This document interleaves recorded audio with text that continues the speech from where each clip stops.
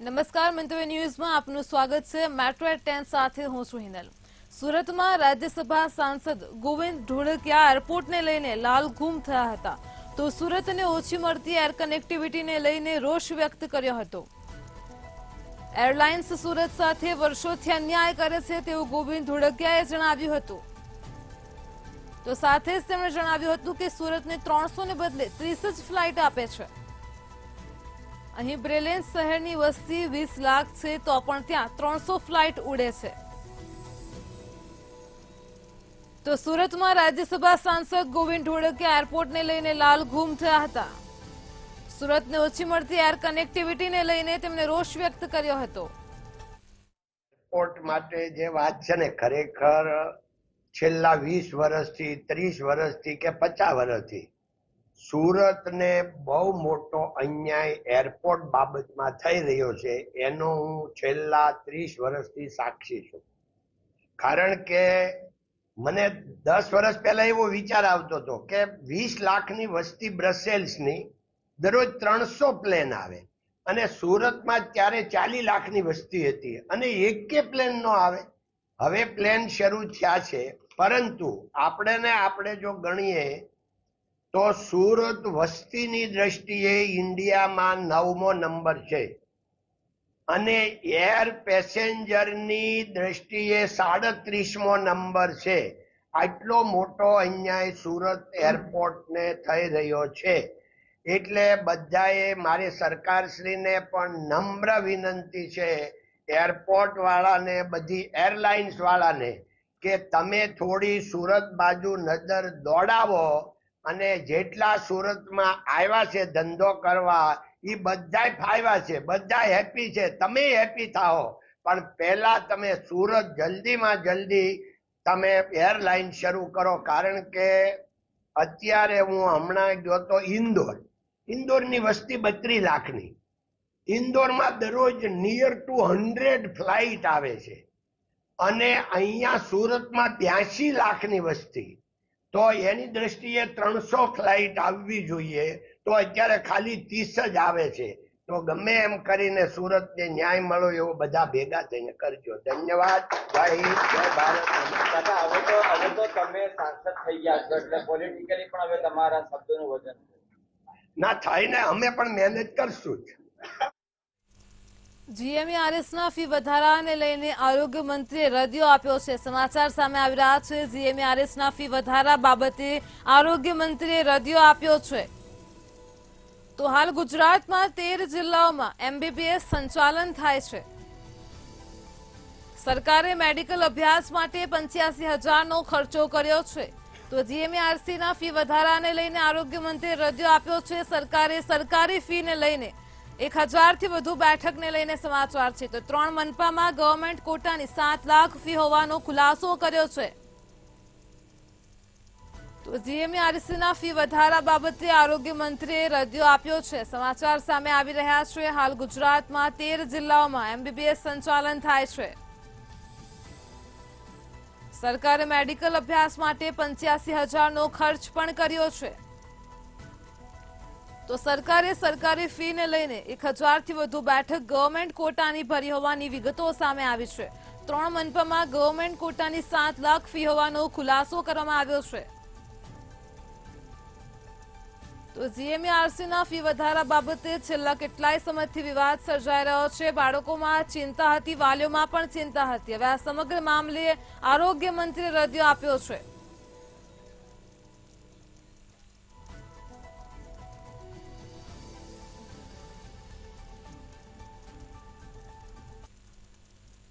હવામાન વિભાગ દ્વારા વરસાદને લઈને આગાહી કરાઈ છે। આગામી 7 દિવસ રાજ્યમાં ભારે વરસાદની આગાહી કરાઈ છે। આજે રાજ્યમાં ગાજવીજ સાથે ભારેથી અતિભારે વરસાદ થવાની સંભાવના છે, જેમાં દાહોદ, છોટાઉદેપુર, નર્મદા, નવસારી, વલસાડ, તાપીમાં અતિભારે વરસાદની આગાહી છે। તેમજ વરસાદને લઈને હવામાન વિભાગનું ઓરેન્જ એલર્ટ પણ જાહેર કરવામાં આવ્યું છે।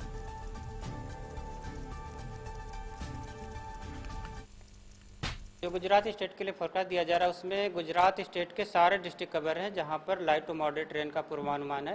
और वार्निंग की बात करेंगे तो आज के लिए जो गुजरात रीजन के जो डिस्ट्रिक्ट हैं जहां पर वेरी हैवी रेनफॉल की वार्निंग और साथ में ऑरेंज अलर्ट जारी है वो डिस्ट्रिक्ट हैं दाहोद, छोटा उदयपुर, नर्मदा, सूरत, डांग, नवसारी, वलसाड़, दमन, दादरा नगर हवेली और तापी डिस्ट्रिक्ट शामिल है जहां पर वेरी हैवी रेनफॉल की वार्निंग है और साथ में ऑरेंज अलर्ट जारी है। और हैवी रेनफॉल वार्निंग की बात करेंगे तो आज के लिए जहां पर हैवी रेनफॉल की वार्निंग है और साथ में येलो अलर्ट जारी है वो डिस्ट्रिक्ट हैं बनासकांठा, पाटन, महसाना, साबरकांठा, गांधीनगर, अरावली, खेड़ा, अहमदाबाद, आनंद, पंचमहल, महिसागर, बड़ोदरा और भरूच डिस्ट्रिक्ट शामिल है जहां पर हैवी रेनफॉल की वार्निंग है और साथ में येलो अलर्ट जारी है। મુખ્યમંત્રી ભૂપેન્દ્ર પટેલની અમદાવાદ મહાનગરને મહત્વપૂર્ણ ભેટ આપવામાં આવી છે। અમદાવાદમાં એલિસ બ્રિજને મજબૂતીકરણ અને પુનઃસ્થાપન માટે ₹32.40 કરોડ ફાળવવામાં આવ્યા છે। ત્યારે 132 વર્ષ પહેલા નિર્માણ થયેલા ઐતિહાસિક એલિસ બ્રિજ ફરી ધમધમતો થશે। રાહદારીઓ ફરીથી ઉપયોગ કરી શકે તે મુજબનું પુનઃ નિર્માણ કરવાનો નિર્ણય કરવામાં આવ્યો છે।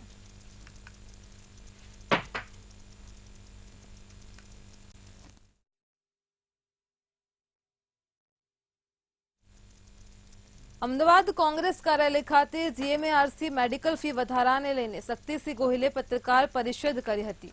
કોંગ્રેસ પ્રમુખે જીએમઆરસી મેડિકલ ફીમાં 80% જેટલા વધારાનો વિરોધ કર્યો હતો તો શક્તિસિંહ ગોહિલે જણાવ્યું કે વર્ષ 2014માં જીએમઆરસીની સ્થાપના સરકાર દ્વારા કરવામાં આવી હતી।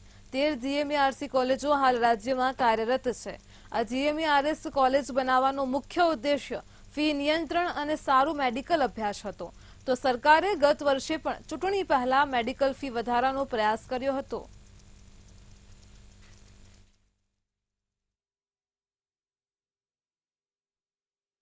ગુજરાતના તમામ વ્યક્તિઓ આના અસરગ્રસ્ત છે। જેના બાળકો ડોક્ટર થવા જવાના છે એ નહીં પણ એ ડોક્ટર થઈને બહાર પડશે એની માનસિકતા જો ખરાબ ન થાય એટલા માટે તમામ ગુજરાતીઓને પણ વિનંતી કરીશ કે સરકાર ઉપર દબાણ લાવે। નીટની ગેરરીતિઓ મેં એની દિલ્હીથી આખી પ્રેસ કોન્ફરન્સ કરી હતી મને લાગે છે આપણે સૌએ જોઈ હશે કઈ પ્રકારે ડોક્ટર થવા જનાર વ્યક્તિ બિચારો મહેનત કરતો હોય। રેલવે વિભાગ દ્વારા રેલવેના પાયલોટ માટે નવી સુવિધામાં વધારો કરવામાં આવ્યો છે। આ અંગેની માહિતી આપતા રેલવે પીઆરઓ જીતેન્દ્ર જયંતે જણાવ્યું હતું કે લોકો પાયલટ માટે નવા 74 રૂમમાં એસી, મચ્છરદાની અને જે પણ તેમની જરૂરિયાતની પ્રાથમિક સુવિધાઓ છે એ આપવામાં આવી છે। આની અંદર ભોજનાલય, જીમ અને મેડિટેશન કરી શકાય તેવી સુવિધા પણ કરવામાં આવી છે જેનો લાભ તમામ લોકો પાયલટને મળશે।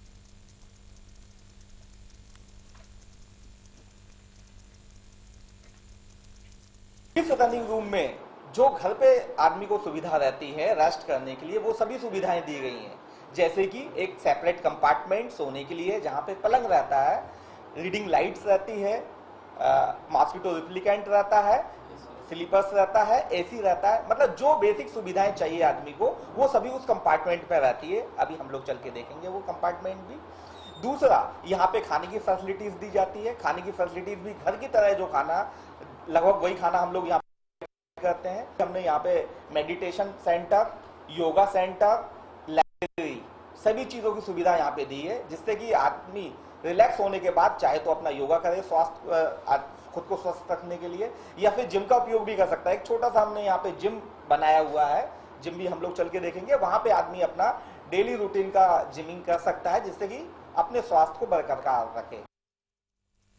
અમદાવાદ મ્યુનિસિપલ કોર્પોરેશનની સ્કૂલમાં છેલ્લા 10 વર્ષમાં 55,000 એડમિશન વધ્યા છે ત્યારે આ એડમિશન ખાનગીમાંથી સરકારી સ્કૂલમાં આવ્યા છે।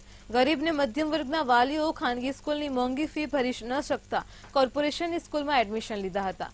કોર્પોરેશનની સ્કૂલમાં school of x, smart class અને સારું શિક્ષણ મળતું હોવાથી લોકો સરકારી સ્કૂલમાં એડમિશન લે છે।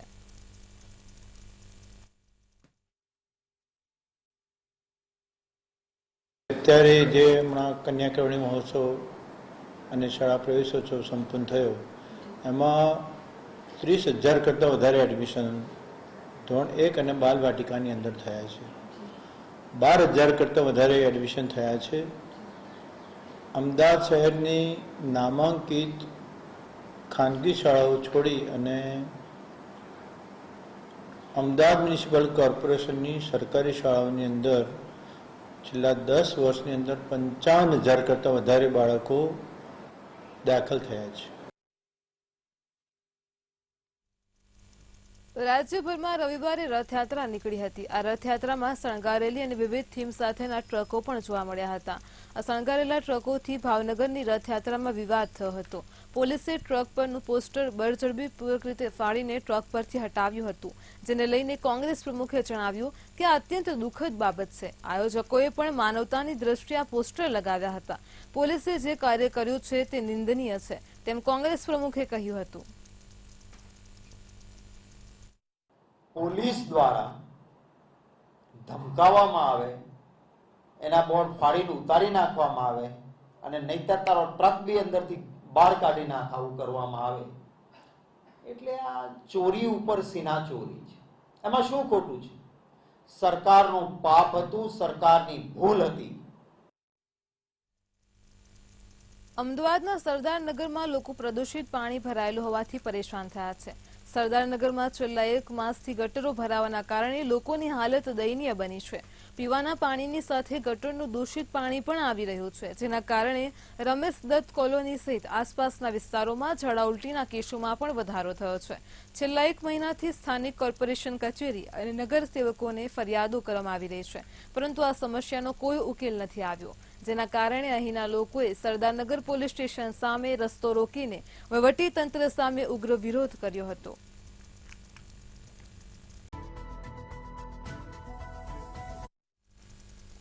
રેસ્ટોરન્ટનો ખોરાક ખાનાર નાગરિકો માટે ખુશીના સમાચાર સામે આવ્યા છે. હવેથી ખાદ્ય પદાર્થ કઈ વસ્તુથી બન્યો છે, એટલે કે ઘી, બટર કે અન્ય કોઈ તેનું બોર્ડ લગાવવું પડશે. ત્યારે મંતવ્ય ન્યૂઝની ટીમ આજે રિયાલિટી ચેક કરવા માટે વડોદરાના કારેલીબાગ રાત્રિ બજારમાં પહોંચી હતી, જ્યાં રેસ્ટોરન્ટ માલિકો સરકારના પરિપત્રથી અજાણ હતા.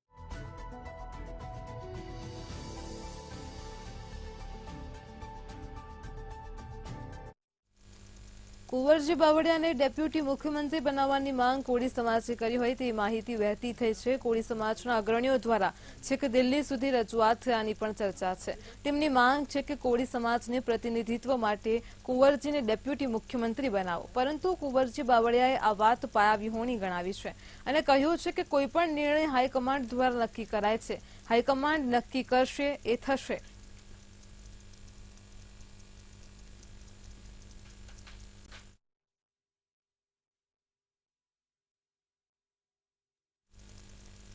ગુજરાત સરકારે 24,700 શિક્ષકોની ભરતીમાં કોમ્પ્યુટર, વ્યાયામ, ચિત્ર અને સંગીતના શિક્ષકોનો સમાવેશ ન કરતા લાયકાત ધરાવતા ઉમેદવારોમાં રોષ ભભૂકી ઉઠ્યો છે. આજે આ મામલે ગુજરાતમાંથી ટાટ અને ટેટ પાસ ઉમેદવારોએ કોમ્પ્યુટર આંદોલન શરૂ કર્યું હતું, તો ઉમેદવારોએ વ્યાયામ શિક્ષક સાથે ચિત્ર તેમજ સંગીત શિક્ષકોની ભરતી કરવા માટે આંદોલન શરૂ કર્યું હતું અને સરકાર જ્યાં સુધી માંગણીઓ ન સ્વીકારે ત્યાં સુધી તમામ ઉમેદવારો ગાંધીનગર નહીં છોડે તેવી ચીમકી ઉચ્ચારી છે.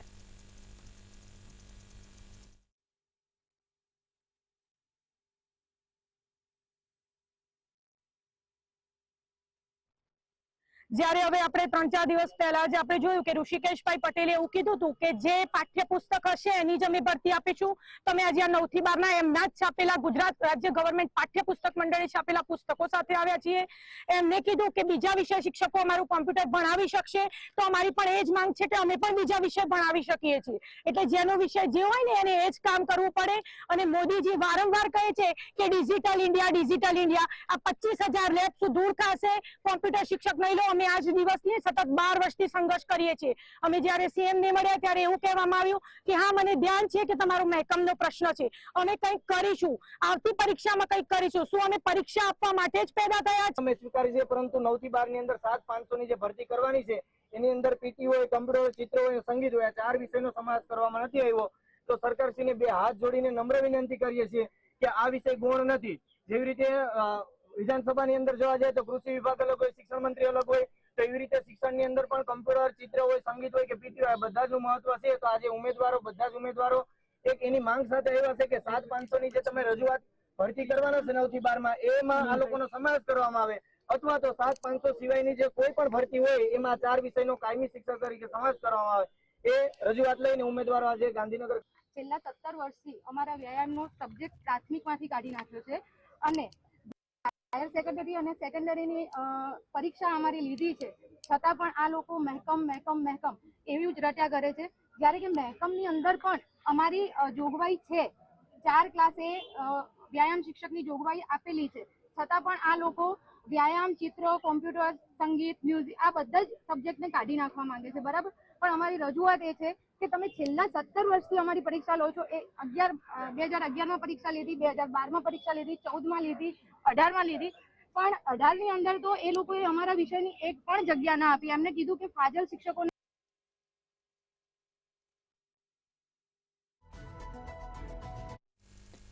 રાજકોટમાં ટીઆરપી ગેમ ઝોનમાં થયેલ અગ્નિકાંડમાં મૃત્યુ પામેલ નીરવ વેકરિયાના પિતાએ દાવો કર્યો છે. મૃતકના પિતાએ કન્ઝ્યુમર કોર્ટમાં ₹20 લાખના વળતર માટેનો દાવો કર્યો છે. તો જિલ્લા કલેક્ટર, પોલીસ કમિશનર અને મ્યુનિસિપલ કમિશનરને પણ પક્ષકાર બનાવવામાં આવ્યા છે. અહીં રેસવે એન્ટરપ્રાઇઝ સામે વધુ એક કાર્યવાહી હાથ ધરાઈ છે. ઉપરાંત આયોગ દ્વારા તમામ પક્ષકારોને નોટિસ ફટકારવામાં આવી છે.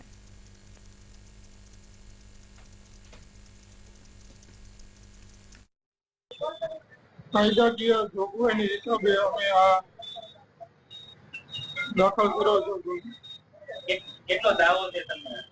દાવો તો અમે સાહેબ 20 લાખનો કર્યો છે, પણ 20 કરોડ રૂપિયા આપે તો અમારું બાળક તો જતું રહ્યું. હવે શું કરવાનું પૈસા ને અમારે? પણ આ બનાવ બીજી વાર આવો બને નહીં એના માટે અમે આ કેસ દાખલ કર્યો છે. અને કાયદા ક્ષેત્રે કામ કરતા એડવોકેટ તરીકે મને વ્યક્તિગત રીતે એવું લાગ્યું કે કન્ઝ્યુમર પ્રોટેક્શન એક્ટના જે પ્રોવિઝન્સ છે એ પ્રોવિઝન્સ પ્રમાણે ટીઆરપી ગેમ ઝોન એ એક પ્રોડક્ટ તરીકે આપણે જોવી જોઈએ અને રેસવે એન્ટરપ્રાઇઝ જે ભાગીદારી પેઢી છે એની જવાબદારી એટલે એની પ્રોડક્ટ બને છે. કાયદાકીય પ્રોવિઝન એ પ્રકારના છે કે જ્યારે કોઈ પણ ઉત્પાદક પોતાની પ્રોડક્ટ માર્કેટમાં લોન્ચ કરે છે, માર્કેટમાં રજૂ કરે છે, માર્કેટમાં ઓફર કરે છે, ત્યારે એ પ્રોડક્ટ સંદર્ભની તમામ લાયબિલિટીઝ એ જે તે manufacturer. Rajkot TRP game zone અગ્નિકાંડ મામલે વધુ એક ખુલાસો થયો છે, જેમાં સાગઠિયાએ સોની બજારમાંથી અલગ અલગ જ્વેલર્સમાંથી દાગીના ખરીદ્યા હતા, જેને લઈને રાધિકા જ્વેલર્સના માલિકે જણાવ્યું છે કે અમે બિલ ઉપર માલ વેચીએ છીએ. દુકાનમાં જે પણ ગ્રાહક આવે તેને બિલ વગર અમે દાગીના વેચતા નથી. સાગઠિયાએ નિવેદનમાં જણાવ્યું છે કે તેમની પાસે બિલ નથી, પરંતુ સાગઠિયા કે અન્ય કોઈ પણ વ્યક્તિ આવ્યું હોય તેને જરૂરી નિયમ મુજબ પાન કાર્ડ અથવા તો આધાર કાર્ડ રજૂ કરે અને તેને જ દાગીના વેચીએ છીએ. અમારી દુકાનના ઓપનિંગમાં ઘણા લોકો આવ્યા હતા, તે પૈકી એક સાગઠિયા પણ હતા.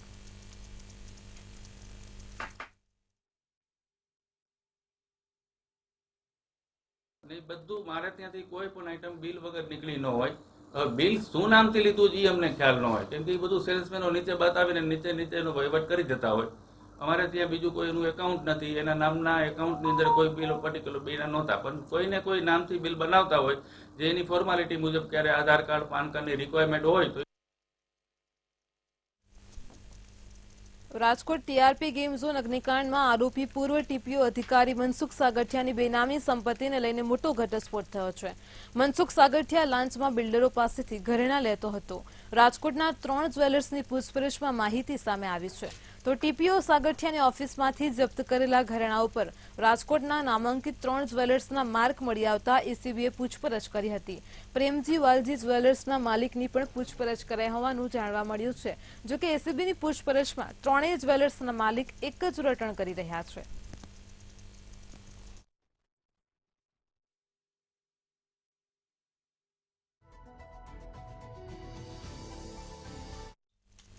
જૂનાગઢમાં એનએસયુના પ્રમુખ પર ગોંડલના ધારાસભ્ય ગણેશ જાડેજા અને ટોળકી દ્વારા કરવામાં આવેલા હુમલાના કેસમાં ન્યાયની માંગ સાથે આજે જૂનાગઢના મોટી મોણપરી ગામમાં અનુસૂચિત જાતિ સમાજનું મહાસંમેલન બોલાવવામાં આવ્યું છે, જેમાં ગણેશ જાડેજા સામે નોંધાયેલા કેસમાં આગળની રણનીતિ ઘડવાની ચર્ચા કરવામાં આવશે.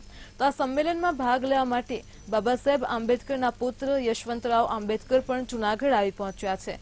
ગણેશ જાડેજાને લઈને નિવેદન આપતા તેમણે જણાવ્યું હતું કે ગણેશના પિતા જયરાજસિંહ ઉપર 120B કલમનો ઉમેરો કરવાની માંગ છે.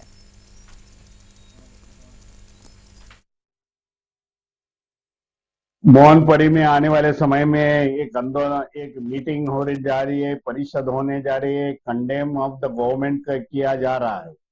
गवर्नमेंट का निषेध के लिए यह सभा आयोजित की गई है. मैं समझता हूँ उस मीटिंग में ये मांग की जाए राष्ट्रपति से कि यह सरकार को बर्खास्त किया जाए. जो भी हमारे पास जो 3-4 सालों में अन्याय अत्याचार हो गए उसकी लिस्ट जोड़ी जाए. सेंट्रल गवर्नमेंट को एक निवेदन दिया जाए. આજે અમે જુનાગઢ શ્રીનગર સોસાયટી આંબેડકર ભવનમાં અમારા પૂજનીય બાબા સાહેબના પુત્ર યશવંતરાવ આંબેડકર સાહેબ આવ્યા છે અને અમે અહીંથી મેંદરા બાયપાસ થઈ અને મોટી મણપરી ગામ જવાના છીએ. મોટી મણપરી ગામ બાબા સાહેબના ટેટુનું અનાવરણ કરી અને અમારા ગુજરાતમાંથી જે અમારા લોકો આવ્યા છે આગેવાનો નોખી નોખી જગ્યાએથી આજે અમે ગાંધીનગર જવાની એક રણનીતિ નક્કી કરવાના છીએ. અમારું રણનીતિનું આપણું તૈયાર છે. 15 ઓગસ્ટ અમારે ગાંધીનગર ફૂગવાનું છે. વડોદરાની MS યુનિવર્સિટીમાં વિદ્યાર્થીઓ દ્વારા મેથ્સની ફીમાં વધારો કરાતા અનોખી રીતે વિરોધ નોંધવામાં આવ્યો હતો. વિદ્યાર્થીઓ પર કરવામાં આવેલ ફરિયાદનો વિરોધ કરવામાં આવ્યો હતો. સત્તાધીશોએ 200 વિદ્યાર્થીઓ સામે 2000 રૂપિયાના નુકસાન મામલે FIR નોંધાવી હતી. ત્યારે AGSU ગ્રુપ દ્વારા યુનિવર્સિટીની MCOM બિલ્ડિંગ ખાતે વિરોધ કરવામાં આવ્યો હતો. વિદ્યાર્થીઓ પાસેથી 1-1 રૂપિયા ઉઘરાવવામાં આવ્યા અને 2000 રૂપિયા ભેગા કરવામાં આવ્યા છે અને સત્તાધીશોને આપવામાં આવશે. તો હવે MS યુનિવર્સિટીમાં મેથ્સ ફીના વિરોધમાં વડોદરાની MS યુનિવર્સિટીમાં અનોખો વિરોધ કરાયો હતો. આપણી સાથે AGSU ના કાર્યકરો છે, એમને પૂછીશું શું કહો છો તમે અનોખી રીતના વિરોધ કરી રહ્યા છો.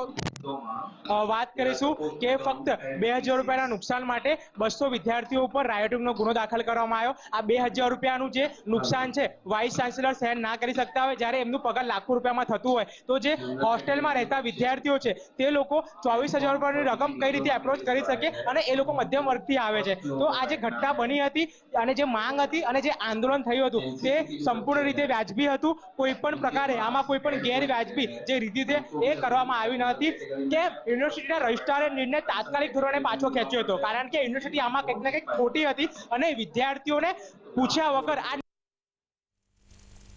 જગન્નાથજીની રથયાત્રા શાંતિપૂર્ણ માહોલમાં સંપન્ન થઈ હતી અને ત્યારે રથયાત્રાના રૂટ પર મુસ્લિમ ભાઈબંધુઓએ રથયાત્રાનું ભાવભેર સ્વાગત કર્યું હતું. જ્યારે નગરચર્યા બાદ રાત્રે નિજ મંદિર ભગવાન રથ સાથે પરત ફર્યા હતા. આજે વહેલી સવારે વાજતે ગાજતે ભગવાન જગન્નાથ, બહેન સુભદ્રા અને ભાઈ બલભદ્ર શાસ્ત્રોક્ત વિધિ તેમજ મંત્રોચ્ચાર બાદ મંદિરના ગર્ભગૃહમાં વિધિવત રીતે તેમનું સ્થાપન કરવામાં આવ્યું હતું.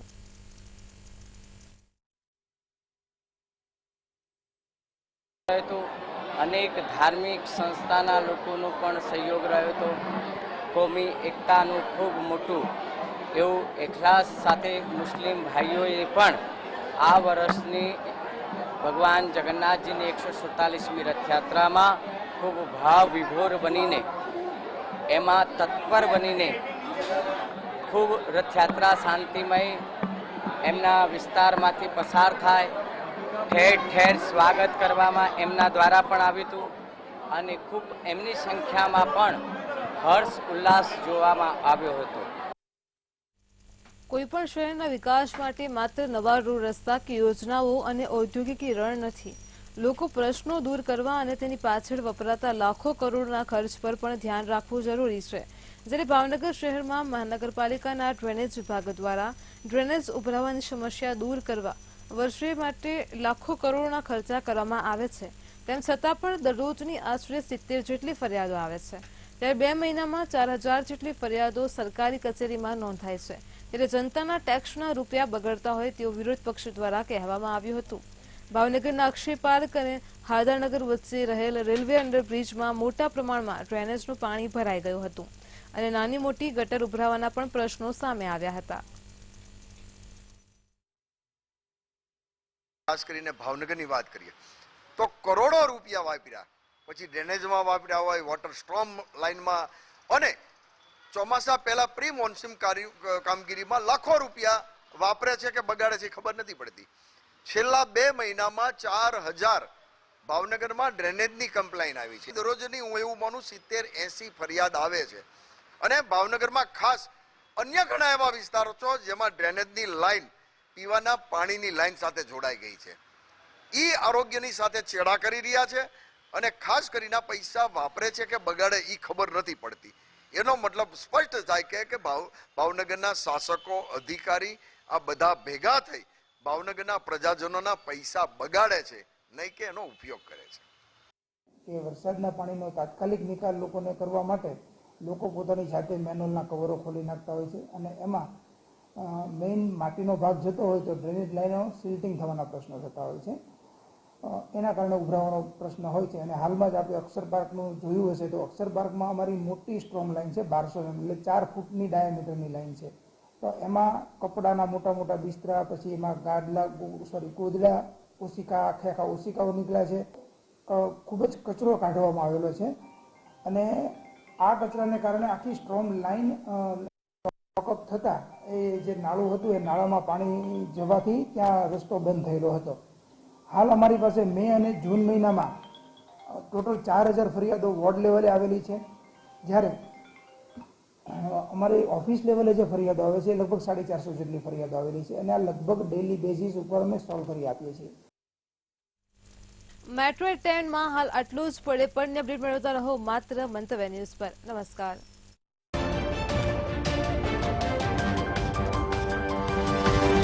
Thank you.